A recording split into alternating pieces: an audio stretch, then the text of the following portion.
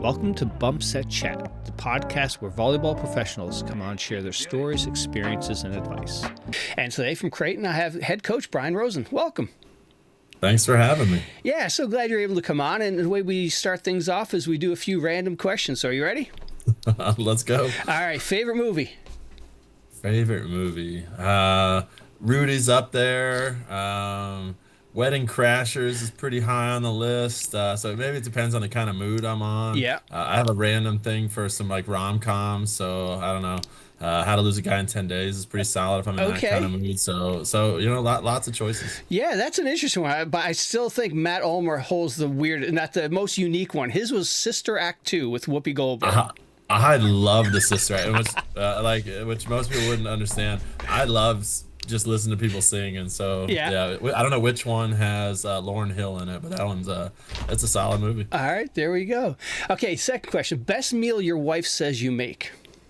Oh God, that I make? Yes, that you make. That's a pretty short list. I'm gonna go hot dogs. I can make some mac and cheese. The list is short, but I can grill hot dogs and hamburgers, and that's about it. All right, now does ketchup belong on a hot dog? I am a mustard guy, but I'm open to it. If you want to put ketchup on it, that's all you. But I'm a ketchup relish person. But I get a lot of judgment because I put pineapple on pizza. So you know what? If you want to put ketchup on a hot dog, go for it. And I thought that was just a Canadian thing. We Canadians love our Hawaiian pizza, and you know I'm happy to hear Floridian. So far, the only time I've ever been booed by our Creighton fans was they did some like get to know me thing. And there was it was like a question, and some poor little kid in the crowd had to like pick like what my answers would be, and that he got the first one, he got the second, and the third one's like, "What's Coach Brian's favorite pizza topping?" And it was like they gave 4 choices, and it ended up being pineapple, and the crowd booed me. So yeah, that's my one booed moment. All right, and final question here is best thing about where you live. The community of Omaha and the way that they just rally around not just volleyball, but Creighton as a whole. I mean, it is such an incredible community that I get to be in. They are so knowledgeable and passionate about this game. And I just think there are less than 5 places in the country where you can be, where like what we do in volleyball is truly valued and appreciated. And I'm so fortunate to be in one of those. And it's why I want to be here for a long time. Nice. And so how's preseason going? Oh, it's been great. Such a fun group. They're working hard. They're getting after it. We have a lot of new faces, a lot of people trying to kind of, earn spots. But preseason is my favorite time of the year. There's no winning or losing. It's all about like, let's figure out who we are as a team. Let's get better. Like everyone's so motivated to just be great. We don't get summer access as a sport. And so for some of the team, it's like it's just their first time getting back together and seeing everyone. And I just love. I wish we could stay in this phase forever, but we also want to compete and play some games too. Absolutely. All right, so let's take us all the way back to the beginning. Where are you from? Born and raised just outside of Orlando, Florida, so a city called Altamont Springs. I was born in. My dad's an IT guy. My mom's a long time special ed teacher, and that's kind of where I got my. Just my passion for wanting to work with kids and youth, and we were in 2 different school districts. So any break that I basically just would go sit in her classroom.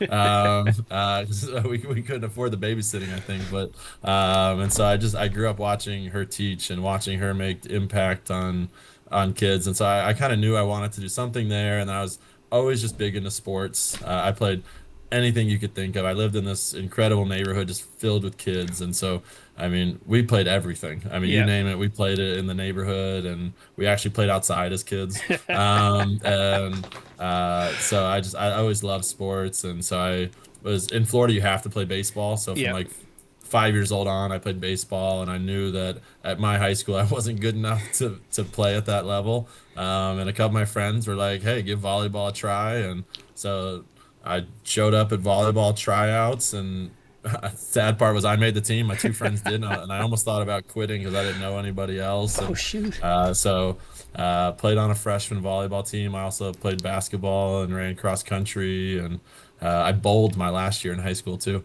Oh Um, shoot. so uh, so yeah, fell in love with volleyball.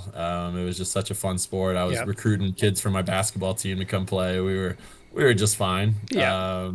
But I had a great coach who was a great mentor for me within that. And when I was time to figure out a college, I knew I wanted to again like do something in sports, something with kids. Didn't really know what, so I was a sports management major. I went to the University of South Carolina.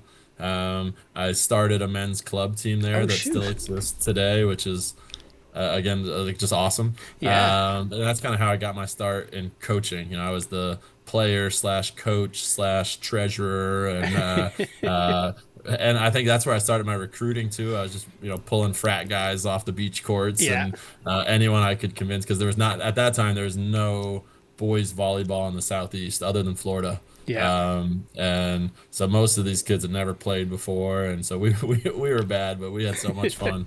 And so that was a great experience. And then I started coaching the women's club team there and Mm-hmm. got connected in with the actual team. I was kind of like a student manager for the South Carolina team there, and got to meet through that. But I still thought I wanted to get into pro sports, and Yeah. part of the part of the program I had to do some internships. So I interned with the Pittsburgh Pirates, and I did like community relations. And you get to learn like being an intern in pro sports is not very glamorous. So I was the parrot mascot. I sold tickets. I cleaned the hot dogs. I cooked the hot dogs. Oh my lord. You just do everything. And then I did another internship with the Carolina Panthers. And that was right after graduation. I had to do that to like officially graduate. And Mm-hmm. so that brought me to Charlotte, North Carolina. Um, and I got connected with a local club there. Started coaching like youth volleyball. I was a volunteer assistant at a Division I school there called Winthrop University. Mm-hmm. Um, and then swore like I swore I'd never coach college. I did not enjoy that experience. Just didn't feel like the kids really enjoyed, it just felt like a job. Yeah. And so I got into high school coaching and I loved it. Okay. I loved every day of it. I was 22 years old and Charlotte Country Day hired me to be the head coach. It was a pretty average program at the time, and we ended up winning two state championships and having a lot of success. And through that, I got to meet some really awesome people. Um, I was also a club coach and recruiting coordinator at Carolina Juniors volleyball, Mm-hmm. and I helped send a lot of kids off to college, and some would come back with good experiences, and a lot wouldn't. Oh, okay. Um, and whether it's I was told this and I wasn't given that, or I wanted to study this and I couldn't. And I continue to just hear like great things about the kids that I sent to Davidson College, which is a really small Division I school, really high academic school, like right there north of Charlotte. And so I started working his camps and getting to know Chris Willis, who's the head coach there. And then my wife was a teacher at the time. She got out of teaching and started working from home. And I was like, if I'm gonna try college again, it's now's the time. And so I became his recruiting coordinator and associate head coach. And he kind of showed me that like college athletics could be done differently. Yeah. Like people could be treated the right way. People could be valued as like who they are as humans. And again, like the players in that program, like he has less than three scholarships in a fully funded conference, and he still finishes, top half of the Oh league wow. every year. And what he does there, I think, on the volleyball side is great. But the people within the program were incredible. These are like super high achieving academic young women that want to do these incredible things. And I really loved working for him, and I thought that's where I'd stay forever. And he told me like, what, you gotta start applying for things and like, put yourself back out Yeah. there. And so I applied to be the head coach at Nova Southeastern University, which is a Division II school in Fort Lauderdale, Florida, just to get the experience, honestly. And they offered me the job. Oh shoot. And so said yes, and we moved down to Fort Lauderdale. It was a team that had won, I think, 3 games the 2 years before I got there. But I felt like things were in place that we could make it better. It's an incredible campus, great just great people, great vibe, all those Yeah. kinds of things. So, we could win here. And I got very lucky that when I arrived, there were only 4 kids left on campus. And there were 4 awesome starters. Yeah. Like they knew that we might recruit players that would beat them out, Yeah. and they wanted to win, and they wanted better culture, and they wanted all those kinds of things. And so we brought in 12 new players my Holy first year, crap. and we won 20 something games, Wow. and then COVID hit the next year, which, I mean, that was Oh God. obviously one of the hardest coaching years of our life. We were not allowed to. We didn't play a single game. I know a lot of leagues and conferences played like spring seasons. Like Yeah. we didn't get to play a single game that whole year, and we kept having to tell our team, okay, well, we're gonna be off here, but then we're gonna start then. Okay, we're not starting then anymore. Now we're gonna start, and Oh, it just kept pushing back, and so that was really hard. I bet. And then we went to the NCAA tournament the following year and lost to the eventual national champ. And that offseason, Coach Booth reached out to me. I had never met her before in my life, never talked to her, and she convinced me to move to Omaha and, Holy and work cow. with her. And what a great decision that was, Yeah. um, for so many different reasons. Yep. I was a successful head coach. Obviously, I did some good things. Uh, but man, I learned so much from her and from Angie and from just the people on the staff here. Yeah. But and again, like she aligned with my values as like who I want to be in a coach and who Yep. I'd want to surround myself with and how I want to treat and value the people within our program. And uh, yeah, and then I would have never guessed that she was gonna step away or any of Yeah. those things. Like I was in the process of potentially being the head coach at a different school, and then it all kind of Holy happened. cow. Yep. And yeah, just really blessed to be in the position I am now, to be the head coach here and to still be surrounded by this awesome staff, and to have Coach Booth like as a mentor and friend. Yep. We talk probably every other day, and so yeah, she's incredible, and here I am. Nice. So a couple of things to go back on. First of all, you're talking about growing up in Orlando and playing all the sports as a neighborhood kid. I Mhm. think that's a lost thing with a lot of kids today because it's just a year-round sport with whatever they're focused on.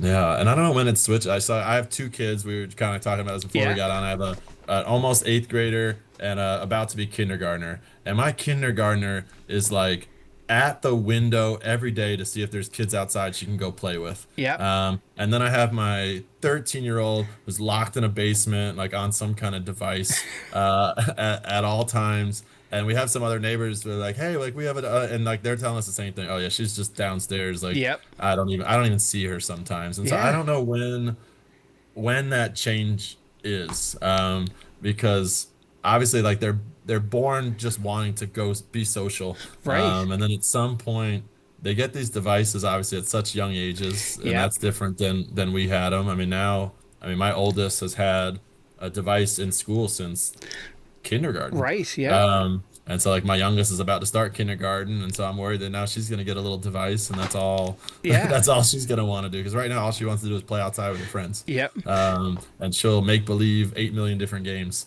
Yep. But my oldest, yeah, like not at all. It's a different times, absolutely. And now going back to the starting club playing boys volleyball. When I moved, I'm from Canada, moved here into the Northeast Mhm. in Connecticut.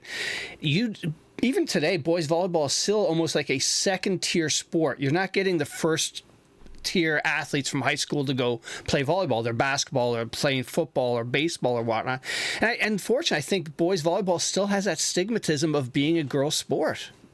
Yeah, and in our country for sure, I think we're the only country where where women's volleyball is ahead of men's, or one of. I mean, it's men's volleyball is huge internationally, Yeah. and it was bigger for boys at some point. Title IX gives me a job and provides all these Yep. incredible opportunities, but it also has eliminated boys and men's teams at schools. Yeah. A lot of the blame goes to football, sadly. Right. Yeah. If football has 110 kids on the roster, you got to find, To balance that 110 out. Yeah. to balance it out on the opposite side. And so to do that, you have to eliminate other men. Like you have to have more women's teams than men's Yeah. teams. And so I wish we lived in a world where we could just believe in like equal, Right. but we don't. So we have to mandate rules to create it, Yeah. and so yeah. So but more and more states are starting boys volleyball. Again, when I came out of high school, I would have loved to play somewhere, but there were probably 15, Yeah. universities that had it, and none of them were in the Southeast, and I didn't want to go that far from home. Yeah. But now, I mean, in the Carolinas, there's probably 10 men's teams that Yeah. have programs. So it's getting a little bigger every year. It's growing slowly. I think Kathy DeBoer and the AVCA are doing everything they can Yeah. to continue to help grow it, and so I hope it'll continue to grow. I mean, now it's in the Carolinas in high school now, which Yeah. it wasn't when I left, and so over the last 10 years, it's gone there. It's in Kansas City some now. It's still not in the high schools here in Nebraska, but there are some like club teams Yeah. that are here playing. So I think if it's there and boys know it's an option, they'll play. I mean, Yep. obviously it's such a fun sport and It it's so is. athletic, and but a lot of people just don't know if it's not there, and they Yep. want to play for high school teams and all that. Yeah, yeah, and volleyball is unique because in my opinion, I think the women's game women's volleyball is far more exciting than any of the other women's sports, and when you compare it to the men's game, it is two different styles of games too, and I think that makes it so much more enjoyable that you can find a Yeah. type of high level volleyball that you want to watch and be entertained with. Yeah, like I said, of the two sport, like I think the women's game is just so much more fun to watch, Yeah. the rallies and all those kinds of things, because there's not a lot of rallies in No. men's ball, not at the highest level at least. Yeah. And so like, yeah, I just love watching the women's game played at this level, and but again, what the men do is incredible. I mean, the physicality that they Oh. play with is insane. Yeah. But yeah. And now for you, let's go back to, the hook of volleyball. What is the hook it has on you that has turned into this, amazing career for you? Again, at the time, I thought I was gonna be a high school coach forever. Honestly, I loved it. I love the way that volleyball just brings people together, the social aspect of it, the just the life growth. I mean, it's what I say, like with my own daughter now, like I want her to be good enough to make a high school team. Like that's my goal. Yeah. It's because I just love what volleyball and what like just peer athletics can do for you socially, growth, all those kinds of things. And so I just love to be an environment where I can help people grow and feel safe, and like feel like they can make mistakes and all those kinds of things. And so, but yeah, I thought I'd coach high school forever. I had an AD that I loved, and he left, and things just kind of like, so that's when I was like, maybe I should look into this Yeah. college thing. And also like it was hard for me to find a full-time job that could go with, because I like go with coaching. There aren't a lot of jobs where you can be out at 3 o'clock in the afternoon. So Yes. I was literally going from like job to job to job just to keep my $3,000 a year volleyball stipend. Yeah. And so it just made sense to get into college, but I brought a lot of those same things with me. I coach for the people that I get to be surrounded with, Hmm. and when I recruit with like who do I want to be around in Right. mind, and with so like culture at the forefront of like anyone that we try to bring into our program, uh and then when they're here, like treat them like people, Yeah. like make sure that their value is so much more than a kill or a set or whatever. So I want anyone on our team to know that like I'm gonna love them, and every coach on this staff is gonna love them, whether they're our best player, our role player, or anywhere in between. Yeah, yeah. And then coaching high school.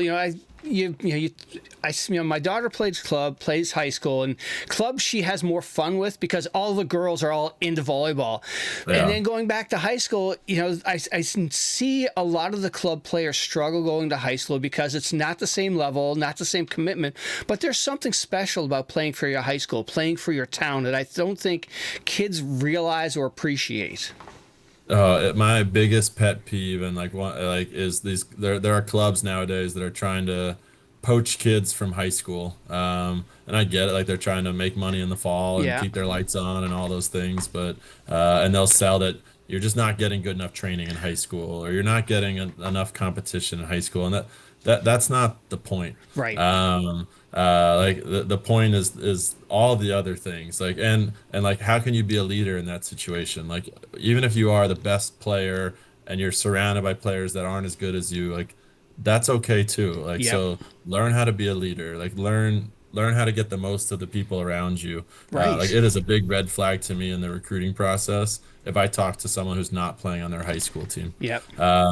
Because I want someone that can handle stress, that can Yes. handle when things aren't going well, all those kinds of that can be coachable. Like, because that's the other excuse I'll get sometimes. Like, I just don't get along with the coach, or the coach isn't good enough, or what any of those Right. kinds of things. And so, like you have to learn how to adapt and learn how to be coachable. And so I am a huge proponent. Obviously, again, I coached it for almost nine Yep. years, so like I am a huge proponent of why you should play high school sports. And again, I wish not just one. I wish these kids would play multiple Mm-hmm. sports.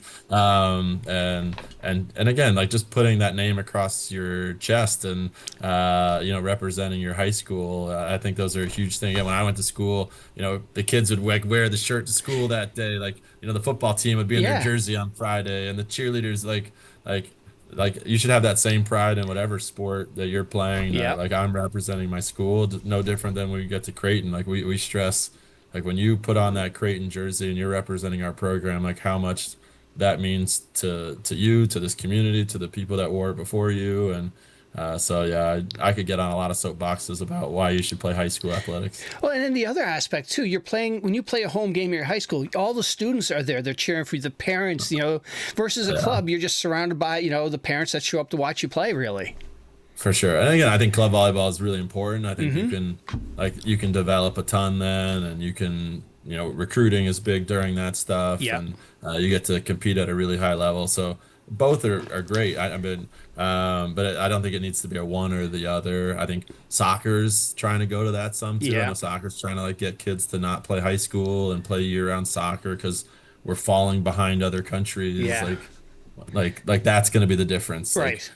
Joe Smith from whatever Toledo not playing for his high school team is going to be the difference between USA soccer winning Yeah. gold. So Yep. I don't know. I can't get behind those things. Like let teenagers be teenagers. I mean, I see these kids nowadays going to like boarding schools and think like all these things. I'm like, like Yeah. let these kids be kids and enjoy high school and get the most out of all these experiences. Yeah, I like something I just discovered this year. I had no idea it existed, but up here we have in Connecticut anyway, private schools where kids can reclassify to stay an extra year in school so that they're a year more of enhanced their ability for playing sports. And I was like, oh my God, that's just wild. That's just like kind of blows my mind.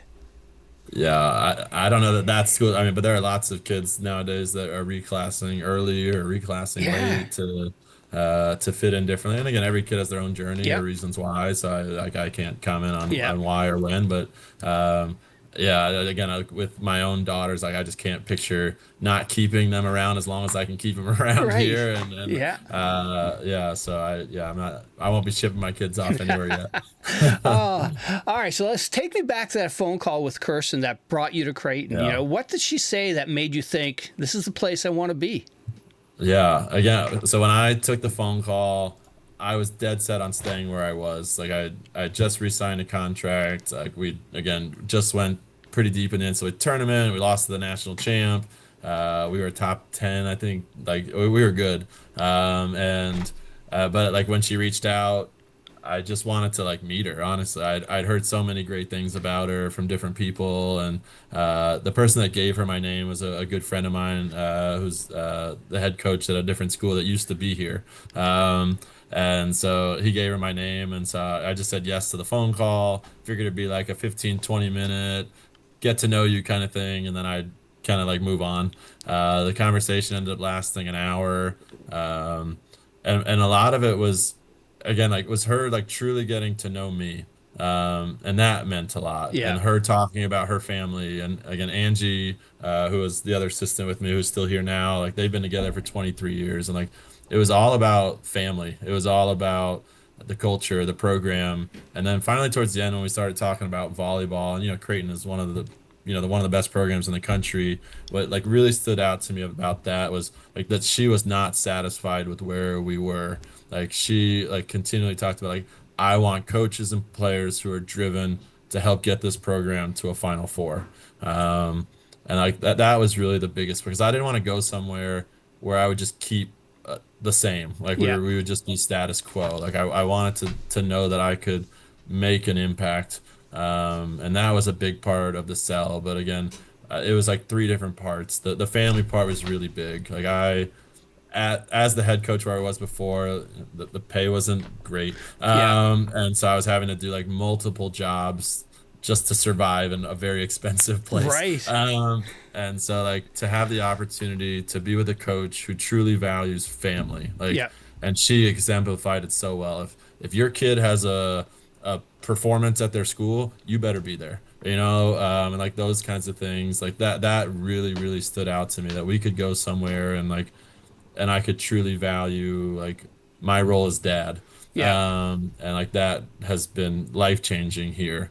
And then the final four part was the volleyball piece. Like I wanted to help us do that. And obviously our last year together was losing in the Elite Eight and five at Penn State, and Right. I really thought we were gonna do it. And so I'm still bummed that we didn't get to get this team to the Final Four together, but we've come pretty darn close, and we're gonna keep that goal going. Yeah, absolutely. And over the last 3 years, or the 3 years you were with Kirsten, what did you learn from her that you don't think you could have learned anywhere else?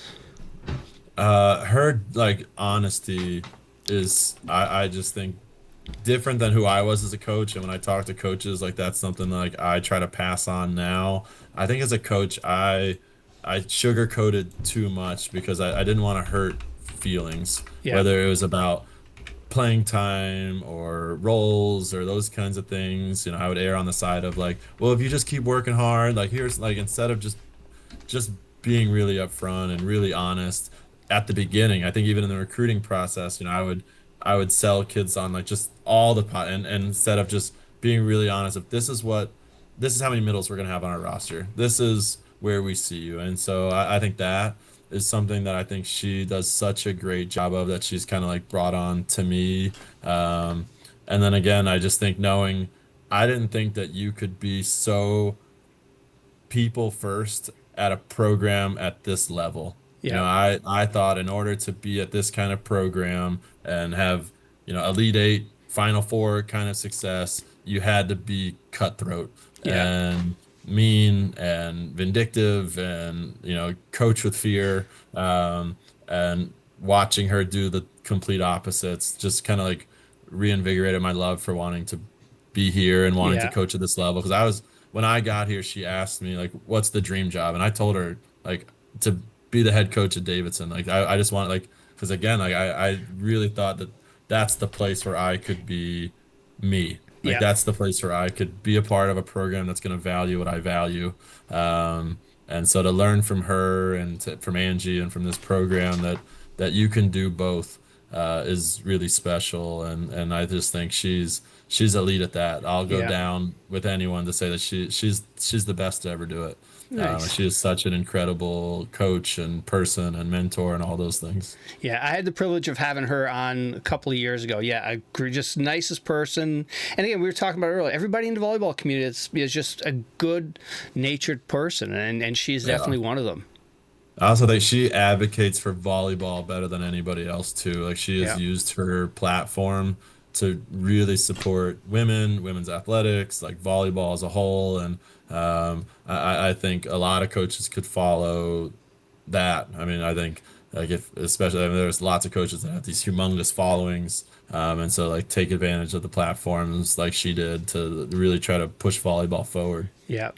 Yeah. And I had another past coach on that was sort of in the similar boat as you were. I had Dan Meskey on, and I was asking Dan, when he heard Danny was leaving, he was like, "What was your reaction?" He was like, "I was so happy for her." And it was like, "Holy crap, what's going to happen to me?" So for you, what was your reaction when Kirsten told you she was stepping away?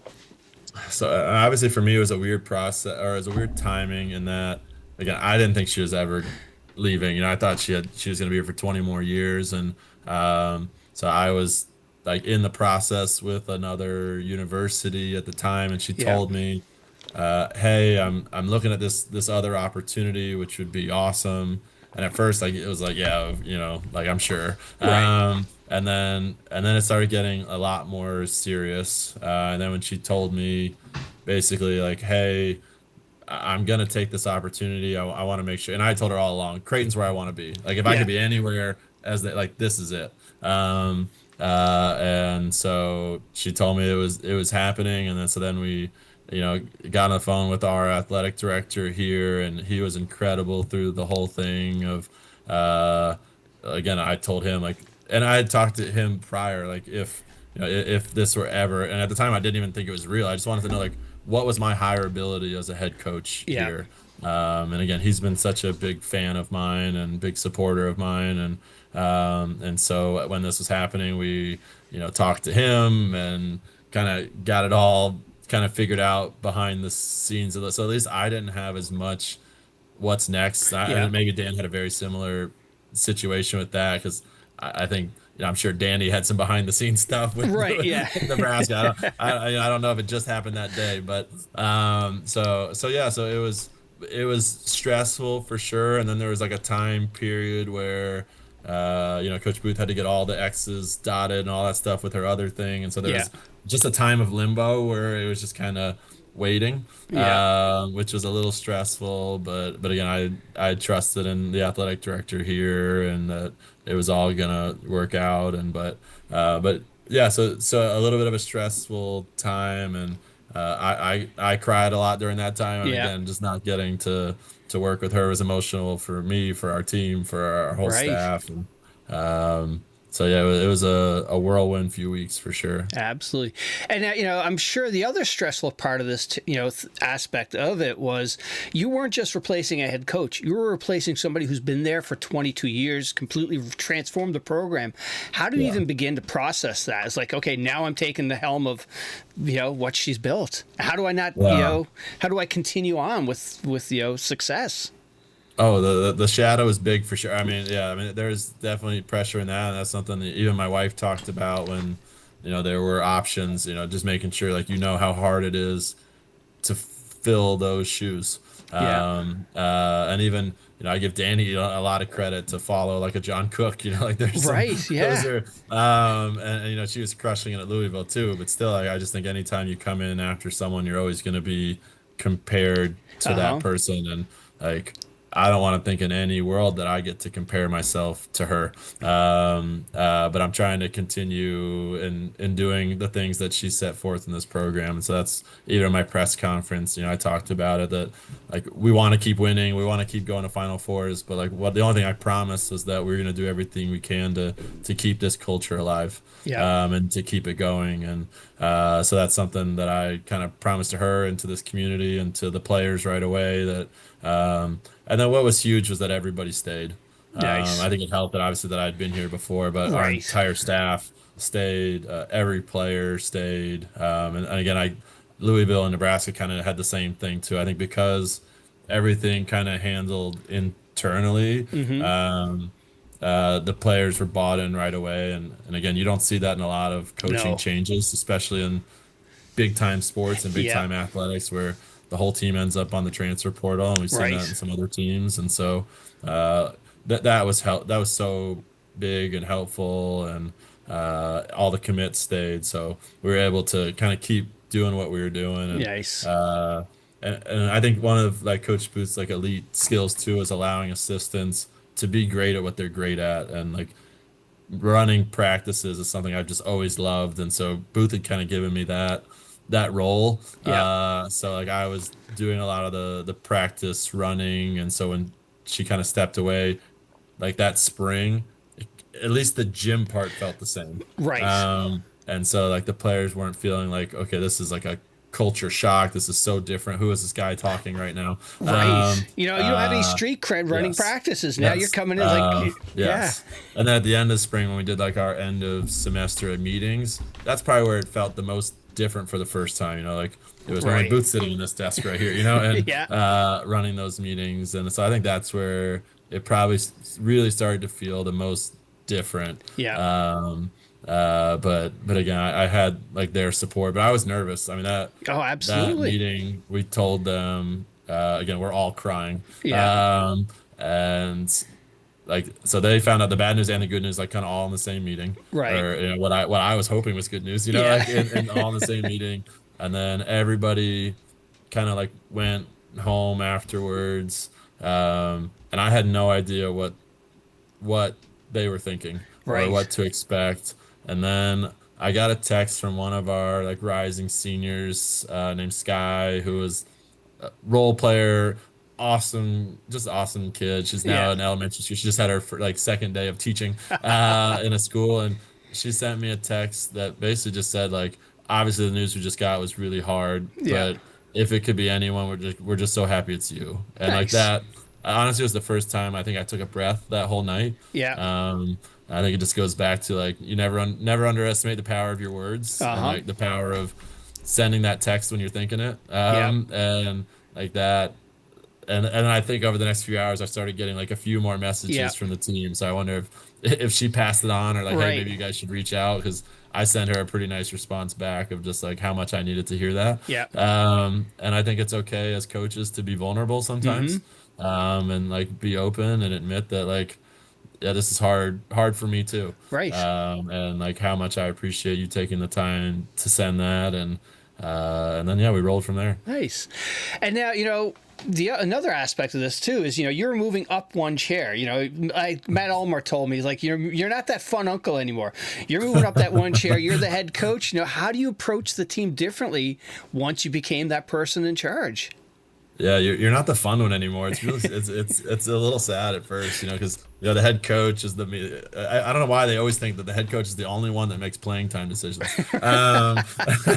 But yeah, it definitely gets. I think that you wear the stress differently when you're in this chair. Yeah. You wear the pressure a little bit differently here. Obviously, I have to do more meetings now and more budget things and all those Mm-hmm. kinds of things, which is why like Angie could be the best head coach ever. She doesn't have any interest in doing that, and but yeah. So I think as far as like how I approach things with the team, not I mean honestly like not that much differently. I don't think I had to change like who I was. Yeah. Like I wasn't like because I became the head coach now I'm gonna be like tougher or meaner Right. or any of those things.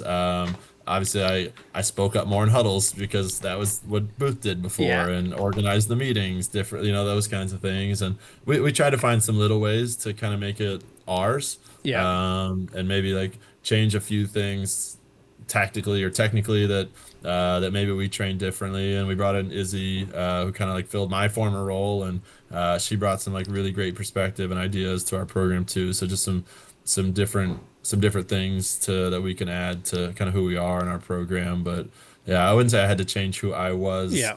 as a person, but they're definitely just a different feel. I mean, I waited a while to move into this office because it just didn't feel right. Yeah. Absolutely. And then they forced me to move over here. Now I'm in here, but I saw like, Coach Booth's letter is right in front of me every day, so it keeps me humble. Nice. Yeah, you talked about the other aspects that go along with being the head coach, budgeting and things like that. And like Dan said, I hate that part of Dan Meskey. He's like, I just want to coach volleyball. But Yeah. that's the other pieces that people don't realize that come along with being the head coach at a program. Oh yeah, when I talk about that, I coach volleyball. Like most of the people I talk to are like, "Oh, so you just sit in the gym all day?" Right. And I'm Yeah. like, I work like I don't even know. I probably work 10 to 12 hour days, and 2.5 of them are in a volleyball court, if that. Yeah. And so yeah, the majority of it is all the other stuff from compliance to budgeting to Yeah. boosters and sending out mails and meetings.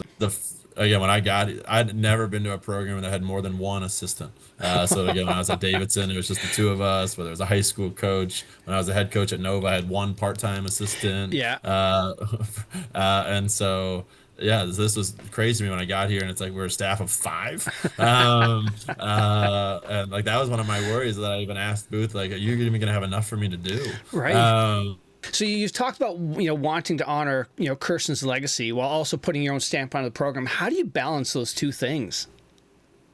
Yeah, I think again, like we all honor Coach Booth in the way that we represent this program. So again, it's culture, it's the way we work, it's the way we approach every single day, and like she was a lead at having our team prepared for every match. I know it's easy to get up for Nebraska. Maybe it's less easy to get up for this team. Right. But what Coach Booth, I think, always did an incredible job was never downplaying anyone, and always being the same amount of prepared. And that's where, again, like in our Big East season last year, we lost 3 sets. Yeah. And that's really hard to do. It's the fifth best league in the country, and we dropped 3 sets. And so I think, again, it goes to their preparation and, again, how this coaching staff like helps get them prepared too. But again, I think it's also like important for us to move on, Yeah. and to again, like right away we changed our own theme for that year, and then like we allowed them to create their own theme again this year, and kind of like really allowing them as a team to put their stamp on Nice. who do we want this team to be, Yeah. and like what are our standards and those kinds of things, and really allowing them to do that. And we even like we've always had like a Jay's way. We added some of our own little pieces to that, and so we've tried to. But again, I don't think you don't need to throw it all away and start over. No. Like what's gone on here has been pretty good. So yeah, I'm not dumb enough to say like that stuff's not good enough. Let's Right. start over. So taking a lot of what this program has been and like putting some little spins on how do we make it just a little bit better. Nice. And how would you describe the culture there at Creighton? Man, again, I think part of it goes to like who we bring in. So we're a top 10 program every single year, but we're so different than the rest of the top 25. I mean, if you can look at it, we're the only non-power 4 team in the whole top 25 right now, which I wouldn't say that's accurate. I do think there's some other mid-majors who are really, really good, but yeah, so we're different in that way, and I think we recruit differently. Like we make it very, very clear in the recruiting process, like who we are. Yeah. Smaller class sizes. You're gonna know your professors. They're gonna know you. Like awesome community. Like all those kinds of things that are gonna be different than all Yeah. the teams that we recruit against. And so like we get student athletes right away who are driven by those things, and that's honestly like where we're really successful in the transfer portal is we generally get kids that come from big programs and they realize how important those things are, and for some they don't. Some, again, I went to a big state school and Yeah. like I had a great experience, so it's not that we're better, we're different. And so like some people when they go into recruiting they just know they want this, they want football, they want all the, and then for some of them it's like, oh, like that's not what I really wanted. Like I want to feel valued. I want individual attention. Like I want Right. those kinds of things. I want And my so, professor to like, know who yes. I am. Yes. Like we don't have TAs here. We don't have 400 people auditoriums. Like Yeah. we're just different. And again, we're a fairly faith driven kind of team too. Yeah. I think that fits a lot of people. And I think something that we really stress within our team is inclusivity as well. I think that's something our team does a great job of, is making sure like everyone feels invited, included, and important. Yeah. And a lot of that is like we even talk about like how that sounds. It's really easy when the new person comes to be like, hey, let me know if you need anything. Right. Which is a really nice thing to say. But like no freshman's ever going to take you up on that. Whereas if you say like, hey, I'm going to Target, do you want to come with me? Yeah. She's going to come. And so like we really talk and spend a lot of time like early on in the season about like, what does it sound like all of those kinds of things. And like as I do freshman check-ins, like that's always the question. Like I ask them like, how do you feel connected to the team? And and so far it's been awesome once again. And so I think that's a big part of who we are. And then Yeah. I think the culture in our gym is like we want young women who go in there fearless and know that, again, if they hit a ball 50 feet out of bounds or straight down to the 10-foot line, like we're not going to change the way that we feel about them. They're never going to get yelled at, screamed at, cursed at. Yeah. We don't like run 1,000 sprints in our gym or any of those things. Like we're so it's just kind of different in that way. Like I want it 24-24. Like I want you to be willing to take a big risk. Yeah. And if it goes our way, great, and if it doesn't, like it's okay. Like we're Next gonna play. cheer you on for it. Yep. Yeah. Excellent. And you just talked about the freshmen. When I started this podcast, I didn't realize how much stress is on those freshman girls coming in to play volleyball. You're coming into a program that, you're no longer the alpha coming from club. You are now going into, the unknown. You may have to sit on the bench. All of these things you've got to adjust. Also, you're, starting D1 volleyball and starting classes within a span of a couple of weeks. Yeah. I think there's a lot. I mean, now in Division I, there's a lot of kids that are coming like in the spring semester now too. And I think that's really hard. And I was at Creighton. It had never happened at all until 3 years ago. We had like our first one ever. Now we've had a couple each Yeah. year since. It's not something that we like force here in this program, but it's definitely become bigger. And I think that's really hard. And we always tell those athletes when they ask if they can do it, that I want you to be aware of everything that you're giving up because of it. Yeah. Like maybe it's prom, maybe it's whatever's, it's Right. club season, it's all those kinds of things. Like, so I want you to like be aware of all of those things. And then when they are here, like we sit down with them right away and like remind them like you should be playing in a convention center in Kansas City right now, but instead you're playing against four All-Americans and the number 8 team in the country. Yeah. And so it's not going to go your way all the time. It's not going to be pretty all the time. Like you're not, and so like we really try to make sure like they give themselves grace for how ugly it might be early on, Yeah. and that it's totally fine.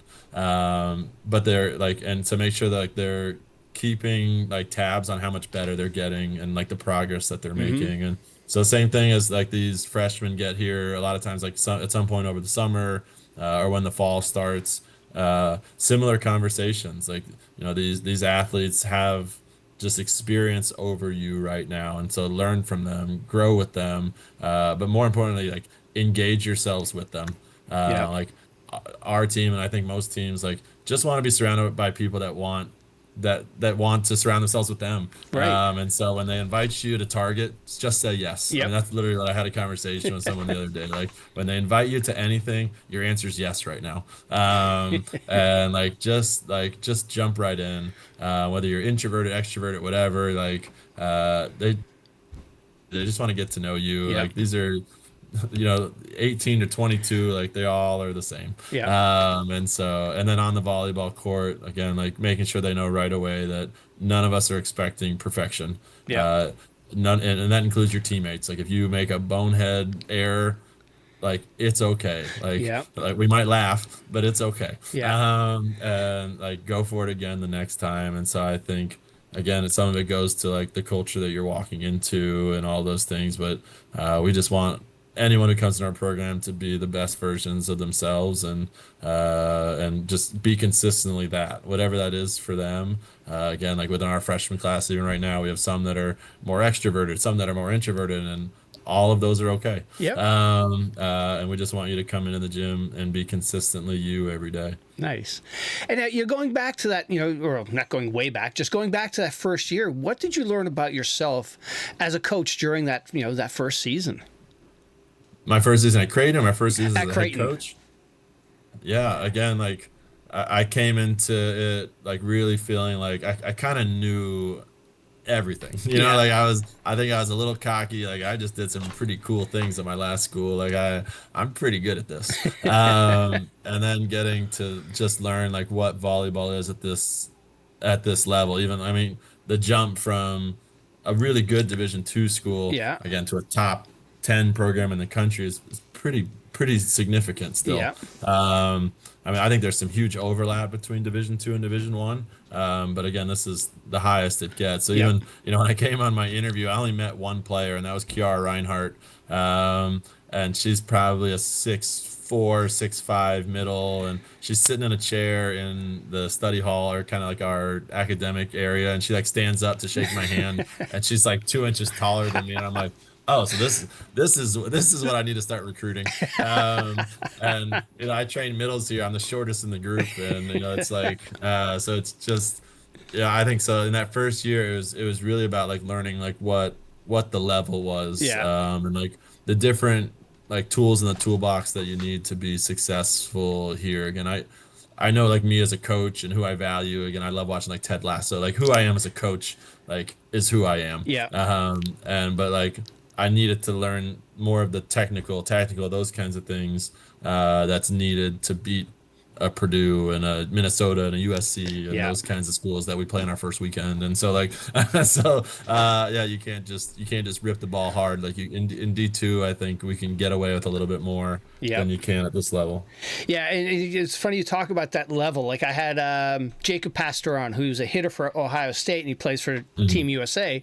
And he was telling me that first time in the senior gym, he had Micah Christensen hitting, setting to him and just hitting some balls. And at one point after, Micah came over and said, "Hey, Jacob, sorry about that one set. It was 6 inches too high." And Jacob's like, "What do you mean? That is like perfect." But that's the levels of, like you're Yeah. saying, coming from D2, going to D1, your middle hitter is taller than you now. And, it's things Yes. like that. Yeah, the physicality is certainly different, but again, like my one of my pet peeves in recruiting is like, oh well, she's a Division 1 kid or she's a Division 2 thing. Hmm. That's not a real thing. Or like she's a Big 10 level or like none of those are real. There's such a disparity at every level. Yeah. There's such a disparity in every conference, and so there are a lot of Division 2 schools that can beat a lot of Division 1 schools, Yeah. and same thing at top of D3 can beat a lot of D2 and D1. So like I really don't like that scale, but yeah, the top level of Division 1 is really physical. Yeah, yeah. You talk about top level of D3, D2. Last spring I got to go watch the national championships here in Springfield, Massachusetts, of the men, Mhm. and I guarantee you, anybody who dropped in there couldn't tell the difference of the excitement level, the competitiveness. And I think that's Yeah. a problem with A lot of kids and parents, the way they look at, oh, I don't want to go play D2 or D3. I'm a Yeah. D1. It's like you can find a place to be competitive and have a great experience. Yeah, I think it's the social media world we live in where it looks really cool to say I committed to Division 1, Right. fill in the blank, as opposed to I committed to the a team that's going to go to an Elite 8 and win 30 games and blah blah blah in Division 2. You Yeah. know, like so that's I do a lot of recruiting talks around the country, and like that's probably where I spend the most of my time is trying to educate parents and kids on like how good volleyball is at Yeah. all at NAIA, JUCO. I mean, we have some of the top schools in those divisions as well here, and so it all comes down to fit, and that's the biggest Yeah. thing that I push as I talk recruiting. Like, find the right fit. It's there at all levels, and don't get caught up in the name or the division or the Yeah. conference. Like, find the right fit for you. Yeah. Yeah. Like, I'm sure you don't think any of your D2 players that you coached missed out on anything or had any lesser of an experience where they went to school and played for you. Yeah, I mean, again, I brought in 12 kids my first year. Six of those were Division 1 transfers, Yeah. and I think they'd all say that that's where they had the best experience. Yeah. Maybe one graduated from it, but still, like they had great experiences at D2, and were on a winning program and a great culture, and they got to hang out at the beach, Nice. so it was pretty good for There them. we go. And now, after your first year of taking the helm at Creighton, what do you look back at as like that you're really proud of? Obviously the success that we had this past year was pretty remarkable.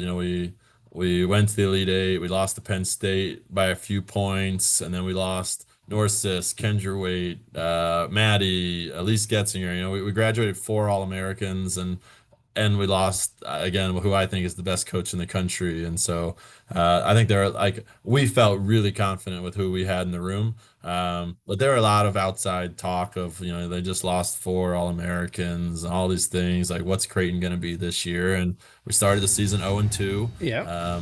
I mean, they were to Penn State and Texas, but Right. but still, that was hard for it. The year before, we lost 3 games the whole season. And so, like, I thought we weathered that storm really well. And then we finished 7-5 at the end of the preseason. And again, we played the second toughest schedule in the country. And so I think it was great for our team, and it's something that they can look to now and say, like, there's no perfect path to get to the same place. You could lose 0 games and get to the Elite 8. You can go 7-5 and get to the Elite 8. And so, like, yeah, so to weather the storm that we did, and then to, yeah, again, go through the Big East season and lose 3 sets and win the tournament, and get to host again in the NCAA tournament. It was, yeah, such an incredible journey. I don't think I enjoyed it as much as I should have, and that's something I've made myself like I've got to enjoy it more. Again, I think Yeah. the pressure of the first year and all those things definitely was there for me, and I want to make sure that throughout the journey, and then definitely once the season ends, make sure I like take the time to reflect on like how special it is that I get to do this for a living with the people that I get to be around. Yeah. Don't be afraid to stop and smell the roses, because That's it. it'll be over before you know it. Yes. Yep. Every year you can't believe it's over. Yeah. So now Creighton has established itself as a national volleyball destination. How do you sell Creighton to a recruit when you're competing against the other, other big schools? Yeah, kind of hit on it earlier a little bit. Like I think the biggest thing is that we get to sell different. Like obviously we can sell our success. We've Yeah. been to, I don't even know what it is. Like our SID is great at this stuff. Like 13 straight NCAA tournaments or 14. We've been to back-to-back Elite Eights, which there's only 5 teams in the country that can say that. We've been to 3 straight Sweet 16. So as far as like competitive success, there are very few programs that do it better than we do. Obviously we've won a lot of championships in a row, and the trophies and the rings are always fun. But again, like what I always lead with when I talk with recruits isn't that; it's who we are as a program and our culture. Yeah. Because normally when I talk to a recruit or if I'm talking to a recruiting coordinator, it's always between us and some random and whatever P4 schools they're looking at. And Yeah. so like we're normally the outlier within what they're looking at. And so like we will sell who we are and what makes us different. And that's either going to resonate like, yep, that's what I'm looking for, Hmm. or it's not. And that's okay. Like again, fits everything. Like we're not going to be the right fit for some people. We'll always keep great relationships with that person throughout the process because again, sometimes people change their minds. Yeah.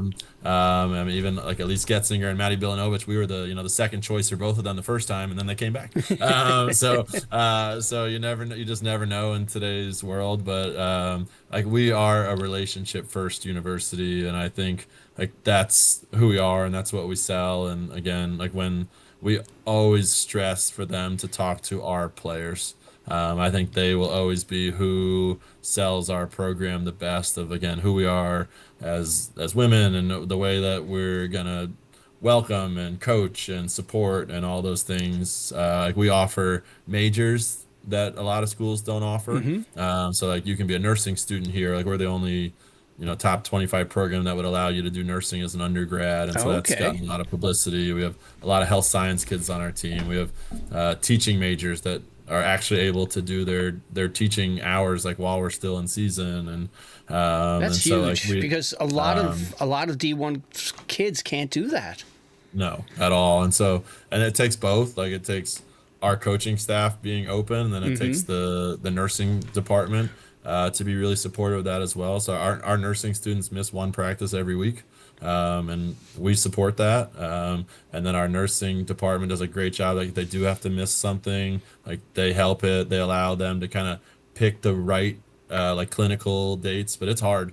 I mean, a Yeah. few years ago, it was kind of like a story that went kind of big. Like Nora and Kendra, we played Nebraska at Nebraska, went 5 sets. We got back like just after midnight, and they were in the hospital at 5 a.m. Oh, wow. Um, and like they had a 12-hour shift that next day. So like I'm not saying it's easy, Nope. but again, like we get student athletes who are driven because they care about academics, they care about community, they care about the people that they're with, and because of that, like we don't have to babysit as coaches either, and Yeah. they make great choices, they do the right things, and they're such a fun group. And I think anytime people come to our campus and get to meet them, I think they're almost always blown away. Like the fear that some people have when they think we're going to be like too small, and then they Yeah. get to our campus and they realize like, oh, it's a beautiful campus. It doesn't feel like it's small.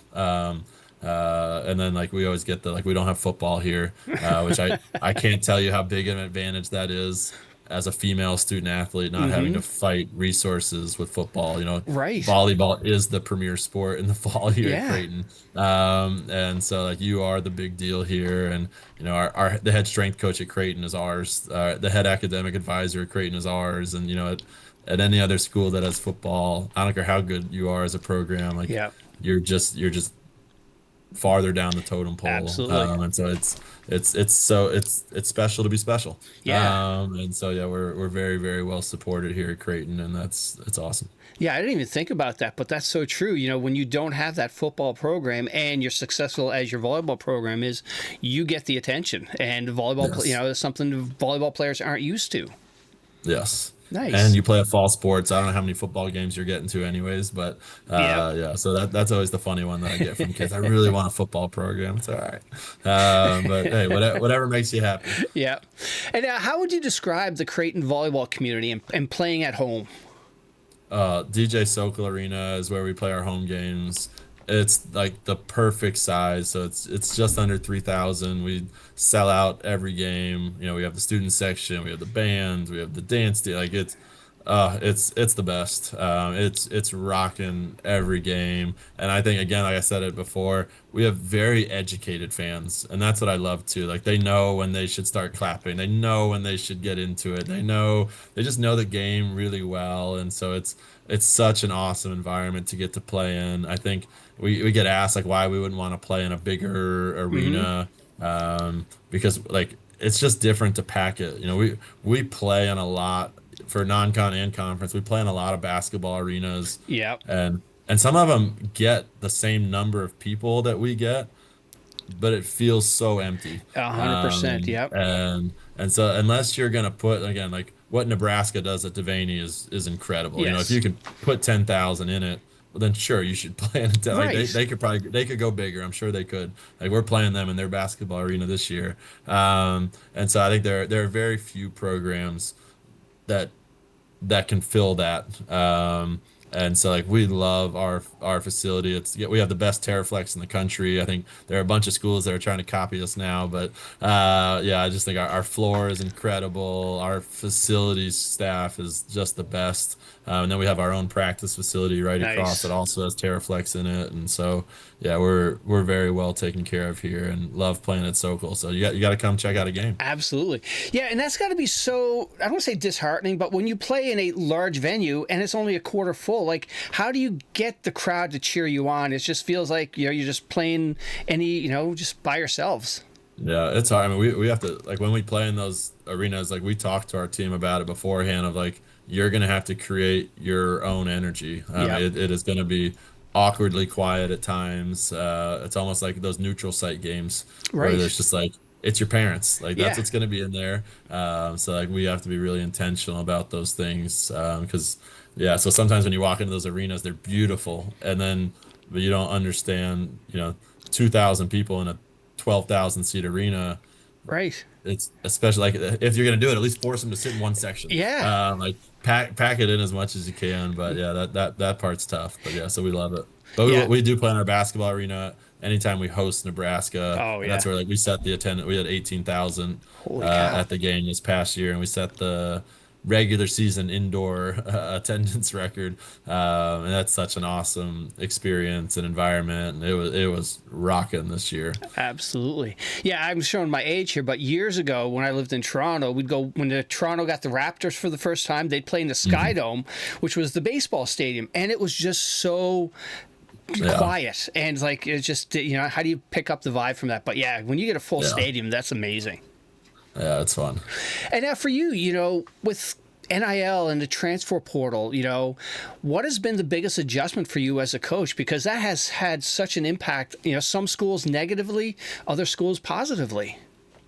Yeah, I think from the positive side, like we don't really lose a lot of players to the transfer portal. Like not knock on wood, we've never lost a starter. Every now and then, like mutually, like there's been some people who have gone to get more playing time and things like that, or to get a scholarship and some things that we all agreed were like the best interest. But I think like in general, like our players stay, and again, a Yeah. lot of that goes back to culture and Hmm. like we still believe firmly in like recruiting freshmen. I think there are more and more programs that are going to the portal Yeah. first.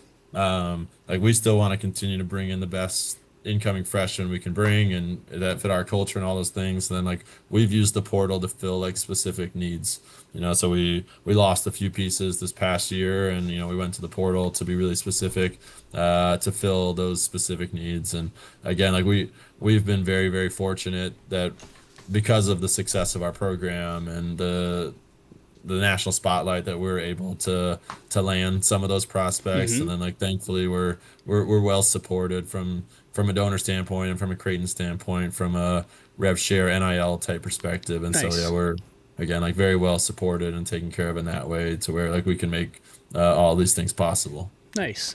And now for you, what were some of the biggest lessons you've learned from the coaches you've worked with over the years?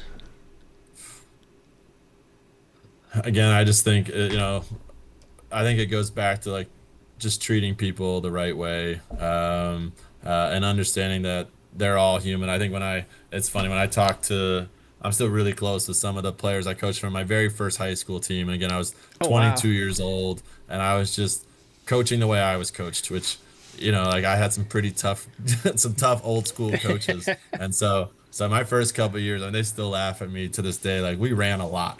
I mean, you missed this, we were running. We didn't do this, we were running. I mean, I did like a jump workout with them that I look back on, like I'm pretty sure they could sue me for like the way they say like, and so I've just learned that that's not the only way to get something. Yeah. And we were able to be pretty successful even through all of that. And I think a lot of that came out of fear. So thankfully, those players still like me. But I think every year I learned like a little more of like how to be human, and part of being human is treating other people like humans, and and that there's more than one way to get the same result. And I think Coach Booth always said it best when she talked to recruits and other people, like you can motivate through fear and you can motivate through love. And Yep. She chose the second one, because yes, I can threaten, hey, I'm going to run you if you don't do this right. And you'll probably do it right that one time. Yeah. But you're probably not going to do it right the next time. But if you can like motivate the other way, out of like, I want you to get it right just because I want you to get it right, and because that's what's best for this team, like you're going to be more motivated to do it right all the time. Yeah. And so like that's been, I think, the biggest change in my coaching career. Yeah. Sort of like that coach that gets mad at a kid for missing a serve. Is like, do you think I actually tried to miss that serve? Yes, yeah. Hey, put it in next time. Right. Yeah. So now, on this year's squad, who is the one that's going to be the tension breaker, the joker that's going to, just a joke needs to be cracked, or do you got a couple of them? I would say there's the two that are probably the biggest in that world. Wheezy, it's Eloise Brandowy. We call her Wheezy. She's pretty hilarious. Like I think our whole hype video last year was her faces after blocks. I think your energy always has to come from two positions. I think middles and liberos have to provide energy. And so she's a middle, and she gives so much energy. We were actually just watching film together before this podcast, actually, and like we're watching one clip. She gets a block and she's like belly bumping people around her, and she's pretty hilarious. And then Trinity, who's newer to our program, when she's feeling it, she can do a little trash talking, and I think she's the only one on our team that could get away with it. Okay. Because I think our team knows that it's all fun. But I know the other day, she made a pretty good swing. Her and the libero were kind of trash talking back and forth, like again, all in fun. Right. And then she got like a cut shot inside of her, and decided to give her a machine gun motion, like she was blowing her down. And she's done a couple LeBron, like two smalls on some people, and but again, all in fun. She's not going to do it to anyone on another team. But yeah, so those are some things that definitely lighten the mood in our gym, and it's pretty fun. And now, what do you think they would say if somebody asked them what's their least favorite drill? Right now it'd be yo-yo drill, or continuous block might be on there too. So two pretty defensive focused drills, even though we're a great defensive team, so they should buy into it a little bit more. Maybe I should run them. No. There you go. I think Yo-yo drill, very defensive focused. We've done it a lot this preseason. And we kind of vary it like as far as like what defenses we're in, all those kinds of things. And then continuous block is what it sounds like. You're just blocking It for a sounds long time. miserable. So yeah, I think those two drills would be at the top right now. But you know what? I'm gonna throw it in the practice plan tomorrow, just because. Because Barry said so. And now, do they ever let coach pick the music?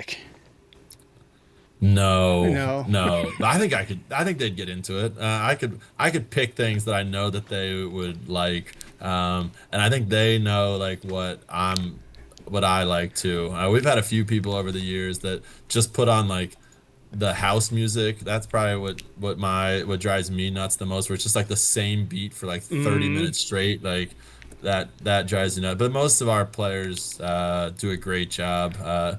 People know who my favorites are. We had one last year, Liv. She probably had the best music knowledge ever. So she'd throw in some like 90s, some rock sometimes.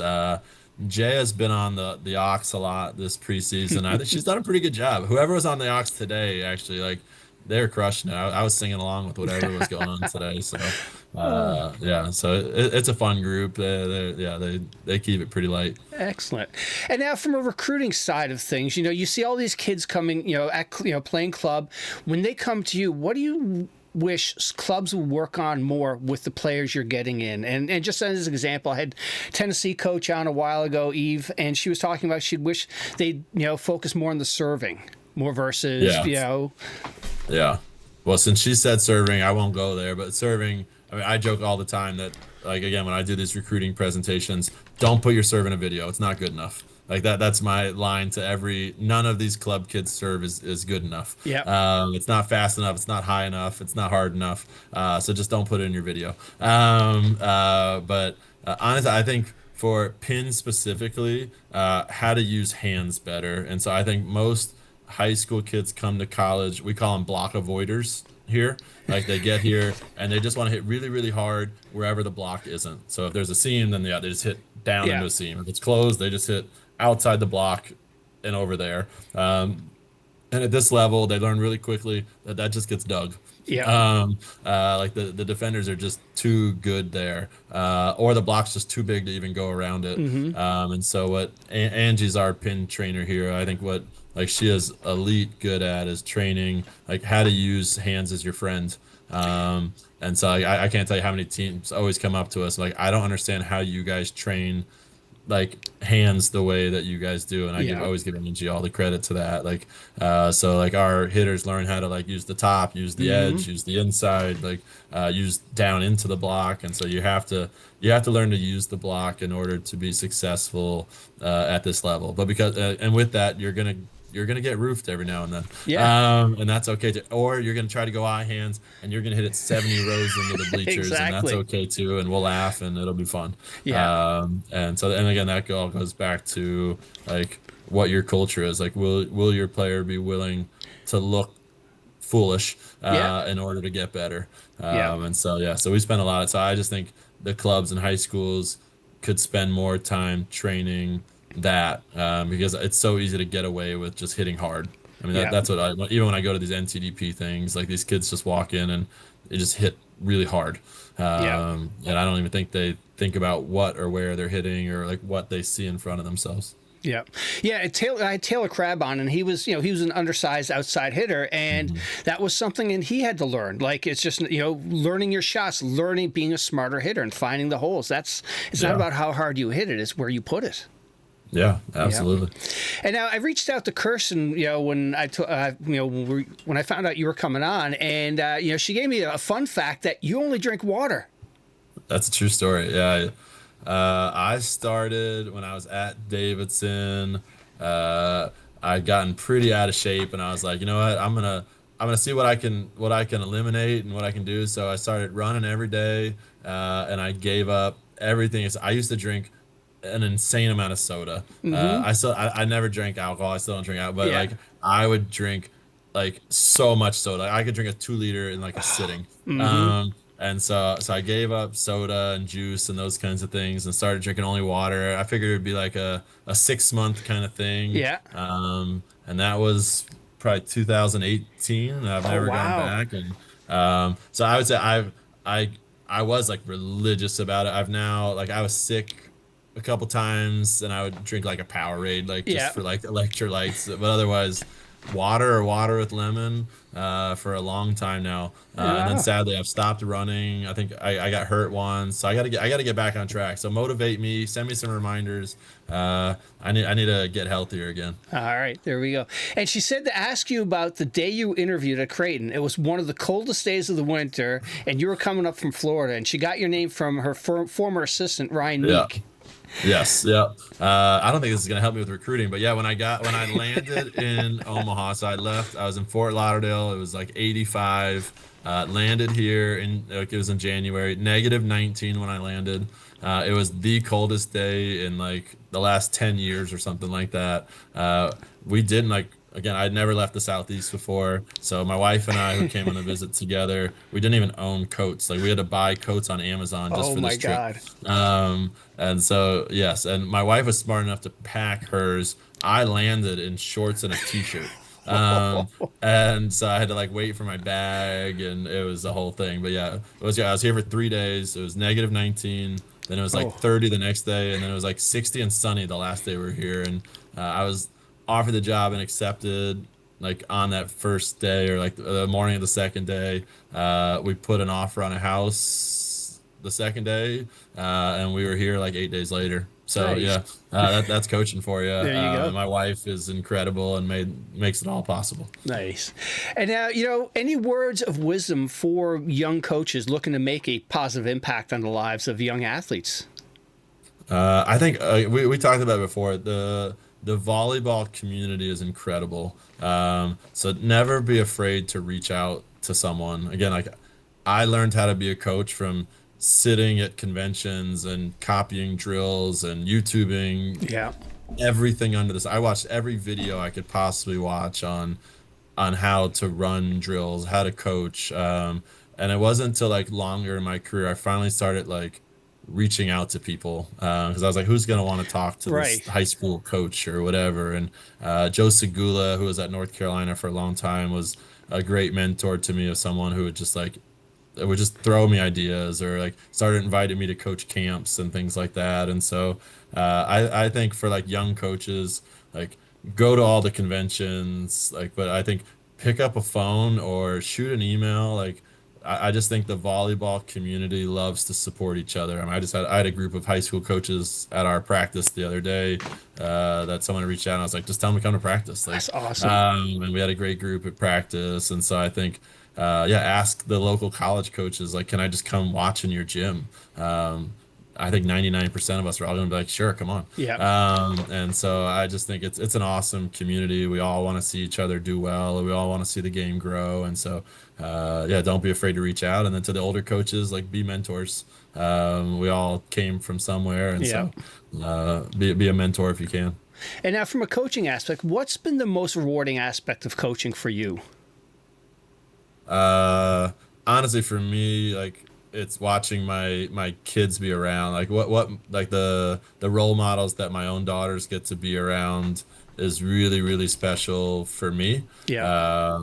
And so like that part has been great. Again, I want my daughters to grow up and be like the strong women that I get to coach and be around. And so watching them grow and mature, and my oldest daughter like has gone through some things, and like I just think her being able to see and be around all of these like incredible people and watch them go through their own struggles and get through the other side has been awesome. And then my youngest had her first birthday party in like our lounge Ah, right here at Creighton, and so like she could tell you every player's number, name, and everything. Like they've babysat her, and like so it's like allowing my kids to to experience being around just these incredible people and coaches and all of that like that's been like my biggest reward, honestly. And again, that's where I've been able to really prioritize like being dad, yeah. and like that I think I've been the best version of that here. as opposed to anywhere else. All right. And now, since you coach the middle blockers, what tip or advice, quick advice, would you have for those high school club middle blockers? I had Kofi on, who's with Team Canada, played UCLA. Yeah. His advice was watch a video on a TV, watch game, and just practice your reads there. For you, any advice for young blockers? The thing we use in our gym a lot is it's better to be late than wrong. I think middles feel like they have to guess all the time. Yeah. The reason you're a middle is probably because you're tall and long. And so use that length to your advantage. So like be balanced just a little bit longer, wait till the set happens and then go get it. Yeah. And so, yeah, so we say that a lot. Yeah. I'd rather you be late than wrong. Like don't just run in the direction. Just wait, be patient, and then be long into space. Yeah, absolutely. All right, fun question for you. So I had Eric showed you on a while ago, and him and Taylor Averill had this thing, what's the toughest position in volleyball? And I will preface this with I had Key Micah on, Michael, and her answer was the volleyball spouse. And I was like, that is genius. So, Brian, what is the toughest position in volleyball? God, the volleyball spouse is up there. What my wife goes through is really hard, but since they already picked that, I won't choose that one. I'm gonna go now since we're going fun answers. I'll go with the tech coordinator. Okay. We got a tech coordinator, and he's incredible. I mean, I truly think Caleb is one of the best tech coordinators in the country. I mean, he is coding every single touch on the ball, and I'm watching him do it. And I'm watching the code like sometimes in practices, and I don't understand what he's doing, but he doesn't miss a touch, and if he does, he's going to be in trouble. No, I'm just kidding. And so like that job it doesn't get thanked enough. Yeah. So I'm going to say thank you when we get off this podcast, but it's a thankless position sometimes, and it is so important to us as coaches. I mean, the data that he's able to give us and give our players is just so incredible at this level. And he's so good at it. And so I think, and there's so many young assistants that are trying to figure out how to do it. And I think there's so much pressure in that position to get it right. Yeah. Because when that one tag is wrong and a coach is like, you tag such and such, and it should have been like it is so hard what they're doing, and they have to be like so close to perfect. And so I'm giving our tech coordinator a shout out. All right. And away from volleyball, and you can't say being a dad because that's a given. Away from volleyball, what else do you enjoy? What else do I enjoy? I just love being outside. Like I get so much crap from the whole rest of the staff, and Booth used to make fun of me all the time. Like when we first moved here to Omaha, we went somewhere like every day. Like I follow all the best of Omaha like Instagram accounts, like what's going on this weekend. I mean, we go to the farmers market every weekend. Nice. Like if something opens up, we go. Like we just I love to be out and about in the city and walking and just exploring. Like we have zoo membership. We have the best zoo in the country. Okay. And so we love getting to just go out and explore. I'm definitely a like experienced kind of person. Like I don't like to just be in our house. So if I have any downtime, like I make everyone leave. Sometimes that's when my wife says, okay, you take them and I'm gonna get my time now. Yeah. There we go. And that's fine too. So I'll take the kids and run. But yeah, I love to just be out and about. All right. Well, hey, Brian, thank you so much for doing this. Really appreciate it. But before I let you go, like with past guests, I look for you to recommend somebody in your volleyball circle that has a good story that should come on and share it.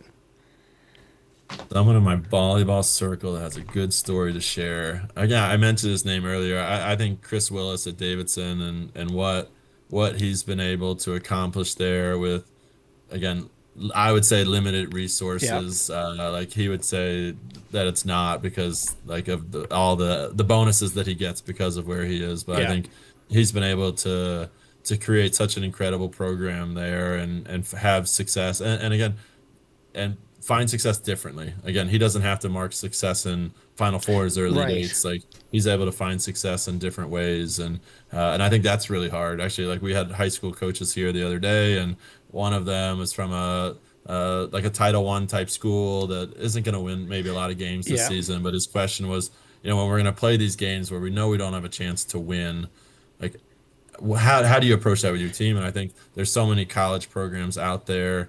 That not necessarily can't win the game, but like again, like aren't going into the season with national championship as the goal. And so how do you how do you still continue to keep your team motivated and goal driven even when the goals are different? Yeah. Excellent. All right. Well, hey, Brian, good luck this season, and thank you again. Nah, thank you so much. Go Jays. Hey, she's a beauty.